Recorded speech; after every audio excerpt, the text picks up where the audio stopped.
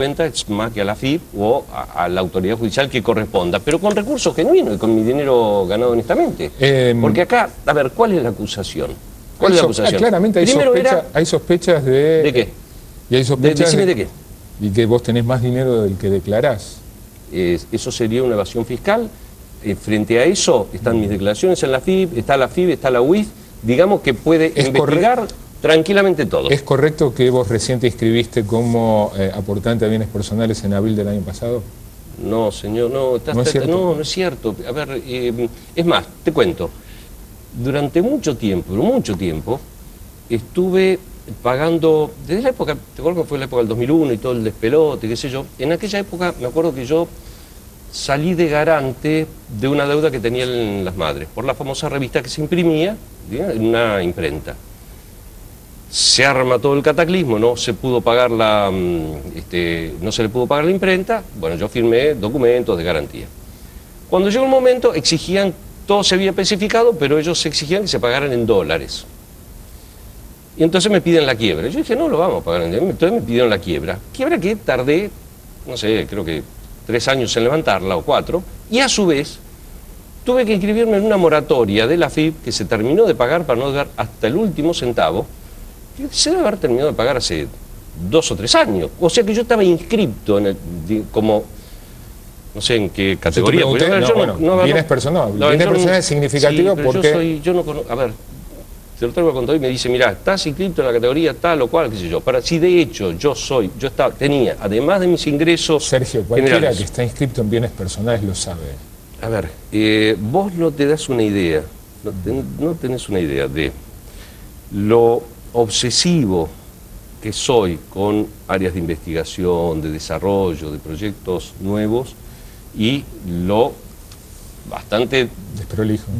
No desprolijo, poca atención tengo sobre los temas contables, financieros y impositivos. Pero para eso tengo mis contadores que se ocupan de organizar la documentación. Y lo que sí recuerdo es que cuando llegó el momento de ese famoso blanqueo de bienes, ¿sí?, donde todo el mundo iba corriendo para anotar las cosas que tenía, yo no tuve que hacerlo. Y eso para mí es un orgullo. El planteo que te hace Marcelo, que es de sentido, puede ser que lo que vos decís es cierto. Pero a mí me parece que sí, puede ser. Es cierto, es verdad, porque es la verdad. Sergio, vos sos consciente que hay dudas respecto a tu patrimonio. Primero había dudas. Nuestra función como periodistas es tratar de aclararlo. Buscando información y preguntando. Primero había dudas sobre si me había peleado o no me había peleado. Después, no nuestras. Inclusive, bueno, yo te hago una secuencia de lo que salió en el Planeta. Después había dudas si me habían echado o no me habían echado. Cuando eso se aclaró, había dudas sobre si había utilizado y defraudado los fondos de la fundación o no. Cuando eso se aclaró, ahora que los bienes personales que tenía.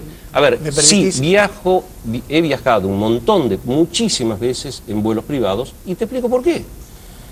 La fundación llegó a tener más de 40 obras en forma simultánea en todo el país.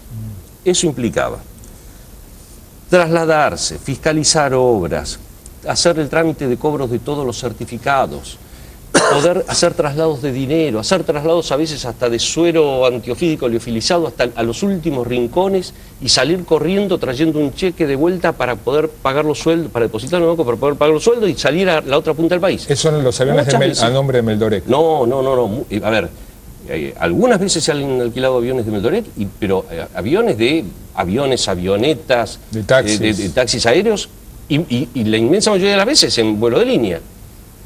Pero vos pensás que a veces hemos tenido que hacer Buenos Aires, Resistencia, Sáenz Peña, cambiar y tomar una avioneta para llegar hasta Fuerte Esperanza en el medio del impenetrable. De ahí 4 o 5 horas en camioneta, en una 4x4, para llegar al lugar donde teníamos un obrador.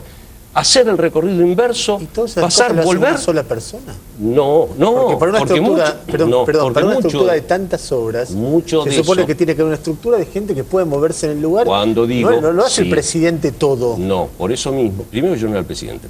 En primer lugar, pero digo, el apoderado. En principio, cuando yo digo esto, te digo que la mayor parte de los viajes no los he hecho yo en forma personal, digamos, más que los viajes que he hecho yo, los han hecho los ingenieros, los topógrafos, los agrimensores, los contadores, los administradores, los abogados, a resolver. No, a ver, siempre se hace, en el 99% de las veces cuando se puede, se hace en vuelos de línea como corresponde, que es más económico y más barato.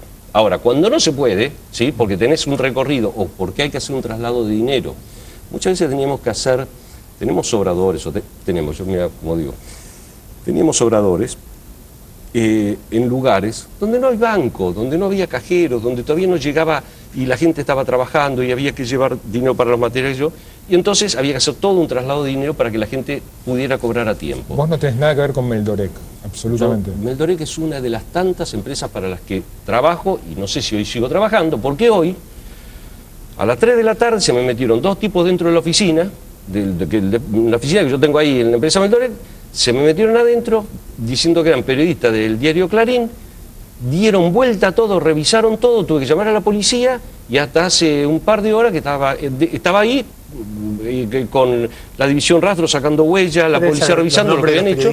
Un tal, se identificó como un tal Pablo González de un diario, creo que Muy, ¿sí? Y con una credencial que decía el Grupo Clarín con el firulete ese que tiene. Digamos, ayer se metieron.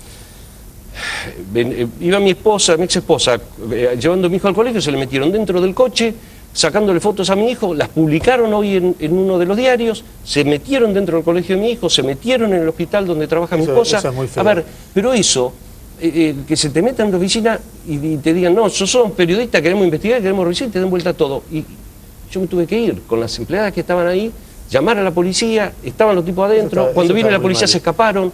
A ver, esto es por un lado un acoso, digamos, infame, y por el otro lado es una campaña de prensa, porque yo quiero separar clarito las cosas, es decir, no alcanza con que vos me digas, no, las madres son el patrimonio nacional, todos las respetamos, lo que han hecho las madres, los organismos, ¿sí? Y por otro lado, este tipo de chicanas. A ver, las madres tenemos obligación de defendernos todos, digamos, plantear y repartir, digamos, y poner en duda cuestiones sobre la honestidad, sobre el manejo de los fondos de la fundación, sobre la forma en que se gestionan las obras, de una de las obras que es un hito en materia de derechos humanos en el país. Yo te voy a decir una cosa, yo te escucho, y hay una cosa, por ejemplo, que pasa al pasar. Cualquiera se puede meter en el sitio de Meldorec, y en el sitio te cuenta cuál es nuestra experiencia. Y la única experiencia que cuenta es el trabajo que hicieron para la Fundación Madre de No, señor. En el sitio de ellos, yo no te puedo decir más que eso. Espera. Vos eras el apoderado de la fundación que le daba trabajo a Meldorec. No, señor, estás mintiendo. No estoy mintiendo. Te voy a explicar por qué. ¿Por qué estás mintiendo? Porque el único trabajo que se hizo entre la Fundación y Meldorec, el único, son algunas muestras que Meldorec, que hacía la Fundación con la tecnología de Meldorec, ¿sí? Y con patentes mías sin cobrarles un centavo, porque era la Fundación y eran las madres, y que cada vez que se hacían las muestras de prueba, pero muestras para ensayos de resistencia y de materiales, surgía alguna emergencia y entonces se las pedían de la Fundación y la Fundación se las entregaba. Las unidades que se instalaron en el Club Alvariños, ¿sí? Eran muestras de ensayos conjuntos que estábamos haciendo.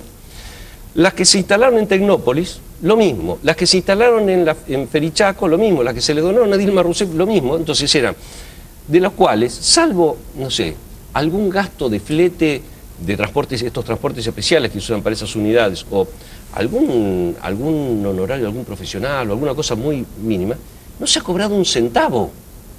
No sé si Meldorec no cobró nada de todo esto. No cobró, pero es que no era...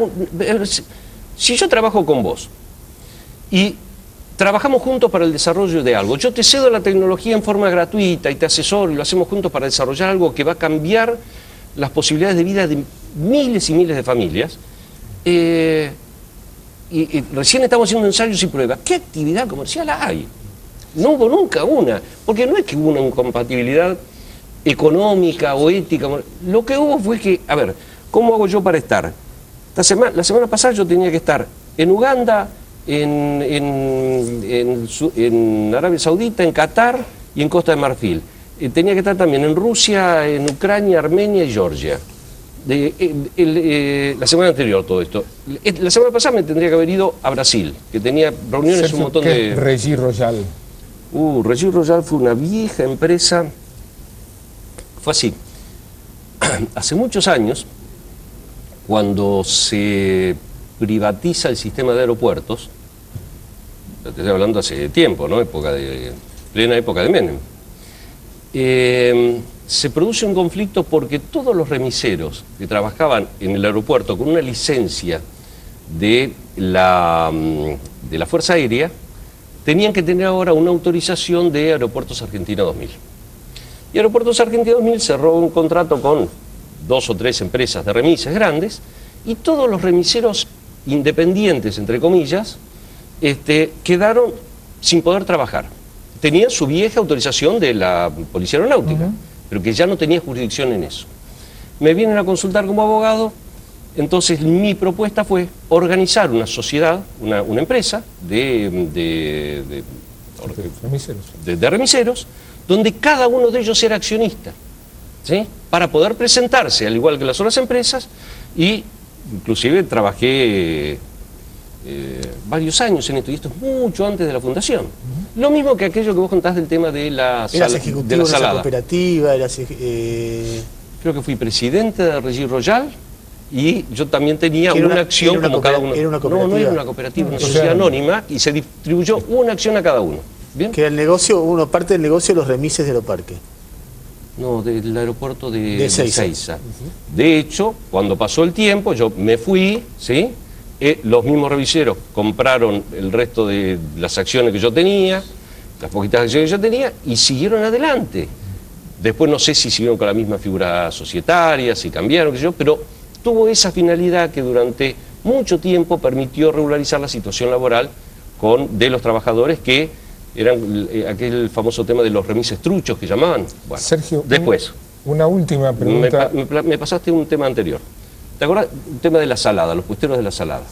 Uno de mis primeros trabajos como abogado fue representar, y te estoy hablando de hace 10, 12 años atrás, bueno, o más, fue representar a un grupo de trabajadores de la colectividad boliviana que eran explotados por algunos atorrantes que se habían apropiado de la cooperativa Urcupiña, que funcionaba una de las primeras puestas de la salada. Pero te estoy hablando cuando la salada era un 10% de lo que soy, ¿sí? Bueno, en ese momento los recibo, los atiendo, trabajo en la defensa de ellos, logro la intervención judicial de la feria y la regularización de la feria. Cuando terminó la regularización y los integrantes de la cooperativa recuperaron lo que tenían, yo me fui a atender un montón de otros temas como abogado. Eso es mi relación con las puestas de la salada, eso fue Regis Royal. Una última pregunta de mi parte. ¿Considerás que una fundación como Madre de Plaza de Mayo debería dar cuenta pública de origen y aplicación de fondos o no? Sí. Sí, por eso siempre... Pública. Pregunto, a ver, ¿es una entidad privada? A ver, yo creo que es una entidad... Yo creo que es una entidad... te digo por qué te lo pregunto, privada. Porque lo he buscado en la página y hay información muy detallada y muy buena de todas las obras. Vos las podés dar, no hay datos cuantitativos. Bueno, te explico. Creo que es una entidad privada, con lo cual, digamos, tiene, digamos, las instancias legales que corresponden, donde sí, por supuesto, tiene que dar cuenta, pero yo creo que también es bueno que se conozca todo lo que se hace. Lo que pasa es que acá entramos en una discusión. Que es la siguiente. Hay muchas obras que se realizan, ayuda a algunas familias, atención en algunos casos de extrema necesidad, mantenimiento de jardines maternales, digamos, mucha tarea social, de la cual a veces no se quiere dar nombre y apellido, pero lo que no significa que no deba informarse. Por ejemplo... No está en el portal al menos. No, pero bueno, eso es como si vos pensás que hoy la fundación es una estructura... A ver, vos vas a la Fundación Favaloro y tampoco tiene su balance publicado y nadie puede dudar digamos, de lo que es, o cuáles son sus números, o infinidad de fundaciones. La Fundación Austral tampoco tiene sus números publicados. Yo creo que no sería malo, creo que no es malo. Por eso, me acuerdo que cuando recién asumió el gobierno de Macri en la Ciudad de Buenos Aires, y nosotros teníamos todo este proyecto de construcción en marcha, nosotros lo primero que hice fue invitar a los funcionarios del gobierno de Macri. En aquella época estaba este muchacho que soy el ministro de Educación, ¿cómo se llama? Bullrich, Esteban Bullrich, y un pequeño equipo que había ahí en el Instituto de la Vivienda de la Ciudad.